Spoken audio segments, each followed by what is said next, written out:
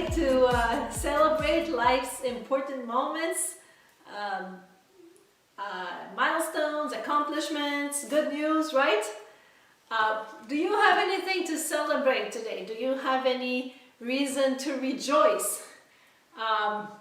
Because in Philippians 4:4, Paul tells us, rejoice in the Lord always. And again, I say, rejoice. And so he really wanted us to emphasize it, because he doesn't only say it once, he says it twice, repeats it, and he says it as a command, rejoice in the Lord always.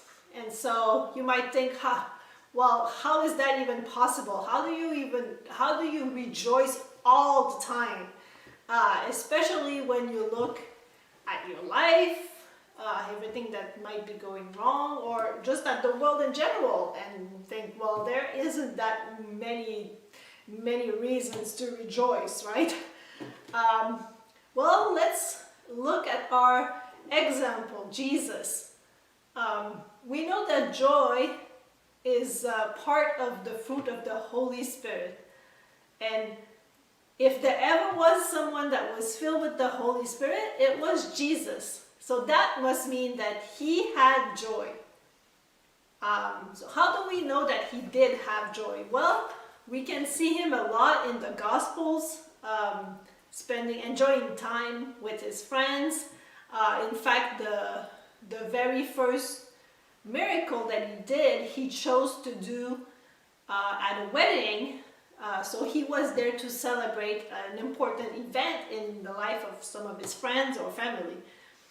But more so, one of the reasons we know he had joy is because he tells us in John 15, verse 11, he says, "These things I have spoken to you, that my joy may remain in you, and that your joy may be full." And so he tells us, I have joy. And yet, when you look at his life, it was hard. He had a very difficult mission to accomplish. His people rejected him. His friends betrayed him. People wanted to kill him. And so there doesn't seem to be that many reasons to rejoice. And yet he did have joy. So that tells me that his joy was not dependent on his situation, on his circumstances, that it came directly from God. And so no matter what was going on in his life, he still had joy. And he wants us to have, he says, the same joy.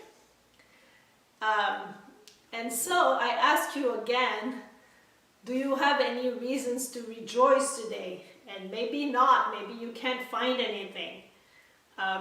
Well, you can still have Jesus' joy, even though you might be struggling, even though you might have some difficulties today. And if you are struggling to find that joy, well, I invite you to ask the Holy Spirit, and he will give you this joy that was complete, that Jesus had, no matter what is going on in your life. And so have a great day, and I will enjoy this cupcake.